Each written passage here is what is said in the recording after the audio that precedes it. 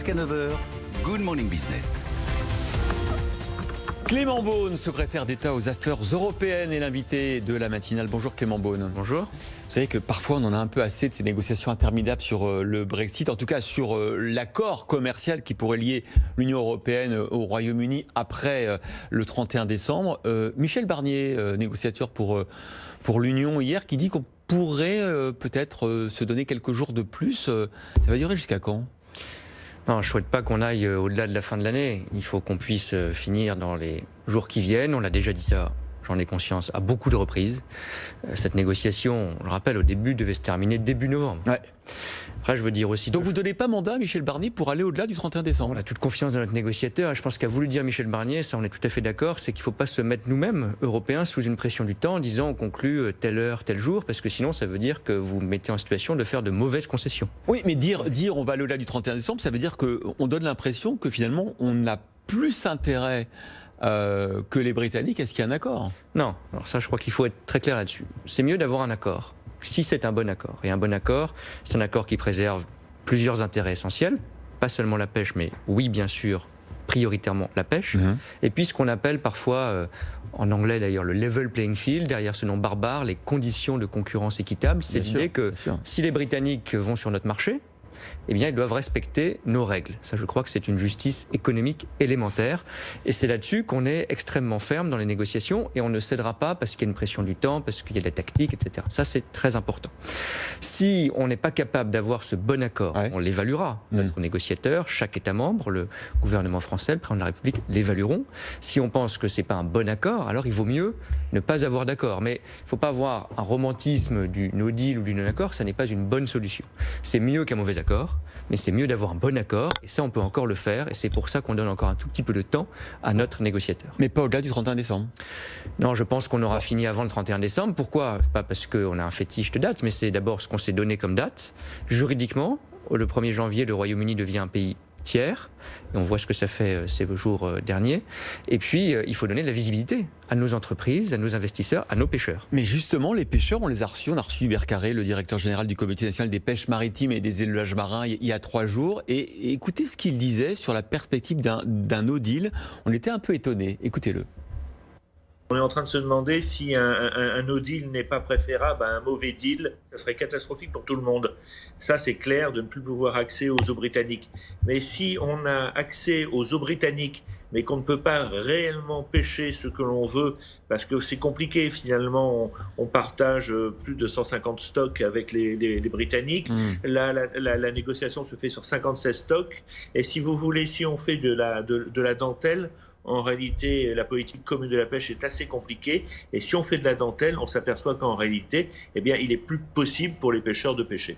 Voilà, Hubert Carré, directeur général du Comité national des pêcheurs, qui nous dit un no deal vaut mieux qu'un mauvais deal. On dit la même chose. Si l'accord est mauvais, on ne l'acceptera pas. Et à ce moment-là, il vaut mieux ne pas avoir d'accord. Encore une fois, j'insiste, ne pas avoir d'accord, ça n'est pas sympathique et ça n'est pas facile. Ça veut dire pour la pêche notamment, ne plus avoir d'accès aux eaux britanniques. Alors que c'est 30% de leur pêche à peu près. Absolument, c'est pour ça. Sinon, on aurait déjà arrêté une négociation. C'est pour ça qu'on se donne encore cette dernière chance. Mais on est clair sur les conditions d'acceptation d'un accord et il y a des lignes rouges que nous ne franchirons pas. Alors, s'il n'y a pas de deal, on voit ce qui peut se passer avec les dernières 48 heures où on a effectivement fermé nos frontières en raison des inquiétudes sur cette nouvelle souche de la Covid-19. On a vu ces dizaines de kilomètres de bouchons, ces centaines de camions et ces usines arrêtées. Nous étions tout à l'heure à Valenciennes, dans l'usine de Toyota, obligés d'arrêter la production. C'est ça qui nous attend au 1er janvier ? Alors, pas tout à fait, mais je veux d'abord dire, quand vous voyez tout ça, je crois que ça doit nous faire réfléchir dans notre débat national, européen, tous ceux qui ont ce discours facile, ce discours en fait mensonger sur le charme de la fermeture des frontières. On voit bien ce que c'est. Nos économies, elles sont intégrées. Une usine peut être affectée au bout de 2 jours parce qu'il n'y a pas de livraison. Parce qu'on est en flux tendu sur. Il y a des produits frais qui ont été perdus. Il y a des producteurs qui ont perdu leur cargaison. Il y a des pays qui nous ont appelés hier, l'Espagne, l'Italie, en disant on a des problèmes d'approvisionnement et donc c'est pour ça, on y reviendra peut-être, qu'on a trouvé des solutions. Problème d'approvisionnement en Espagne, en Italie, à cause Oui, sur certains produits, pas massifs, mais sur certains produits frais qui sont bloqués aujourd'hui au Royaume-Uni. Ce que je veux dire, c'est qu'on voit qu'on est interdépendants. Donc l'idée que la souveraineté, c'est forcément la fermeture des frontières nationales, c'est une folie. C'est une folie. Je pense d'ailleurs que les Britanniques font pour cela une erreur avec le Brexit.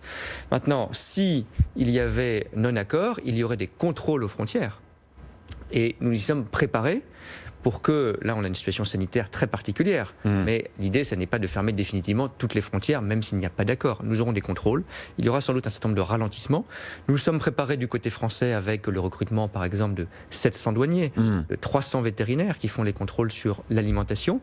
Nous avons une inquiétude, pour être tout à fait honnête, on le voit en ce moment, sur les préparatifs du côté britannique. C'est pour ça que quand le gouvernement britannique nous dit le no deal, pour nous c'est pas grave.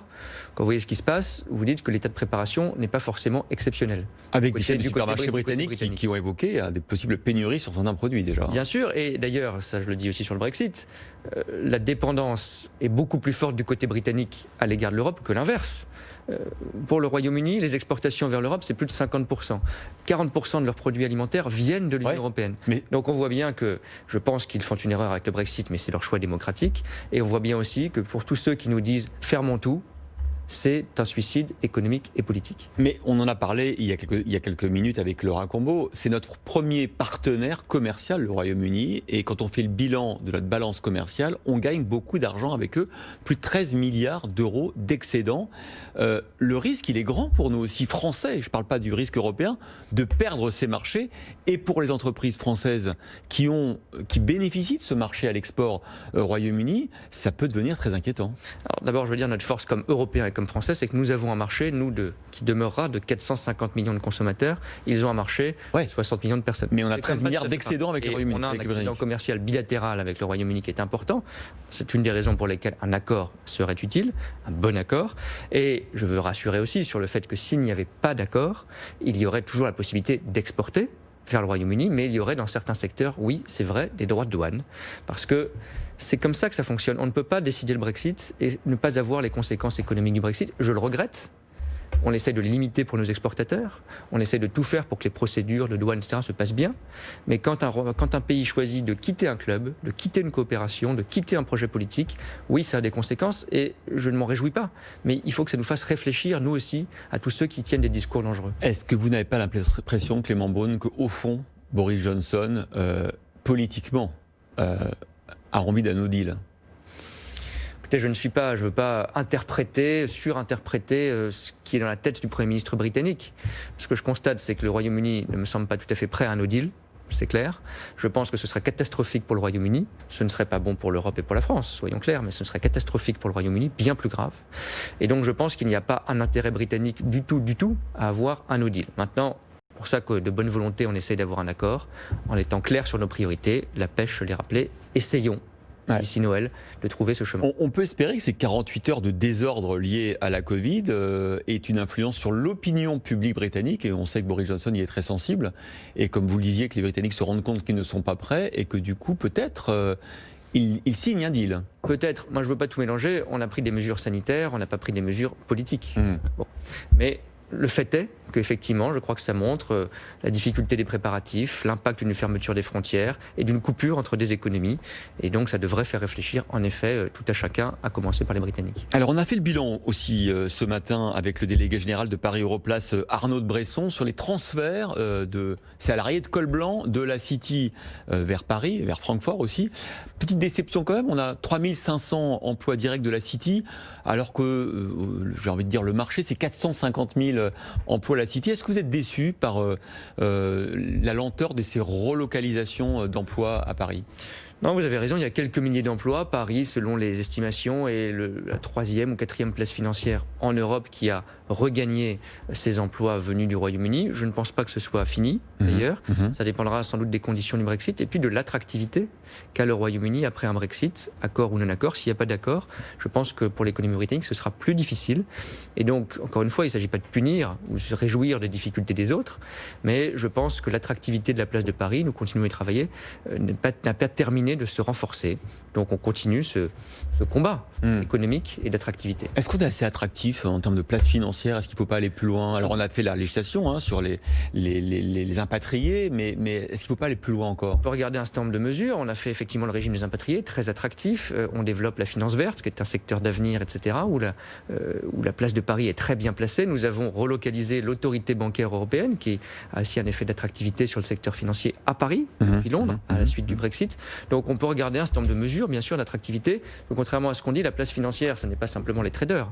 C'est une attractivité pour nos entreprises et nos investisseurs en général. Sujet très important dont on a beaucoup parlé cette semaine dans Good Morning Business, c'est celui du traité entre la Chine et l'Union européenne sur les investissements. On est proche d'un accord, Angela Merkel le souhaite, mais hier, l'administration du président élu Joe Biden demande aux Européens de surseoir à la signature de ce traité avec la Chine au nom de la soi-disant amitié entre l'Europe et les États-Unis. Est-ce que vous êtes d'accord, Clément Beaune, est-ce qu'il faut surseoir à la signature de cet accord avec les Chinois? Le calendrier ne doit pas être dicté par Washington. On parle d'autonomie européenne, ça doit vouloir dire quelque chose. On regarde nos valeurs, nos intérêts. Et si nous pensons qu'on peut signer un bon accord avec la Chine sur l'investissement, nous le ferons. Vous pensez qu'aujourd'hui, l'accord qui est sur la table, qui est vraiment poussé par Angela Merkel, est un bon accord? Nous n'avons pas le dernier texte. Je pense que c'est utile d'avoir plus de réciprocité, plus d'accès au marché. C'est notre intérêt. Mais le président de la République a toujours été très clair, nous ne signerons pas non plus cet accord à tout prix, notamment sur le volet des droits humains, des droits sociaux. Nous attendons un certain nombre de garanties qui ne sont pas encore réunies.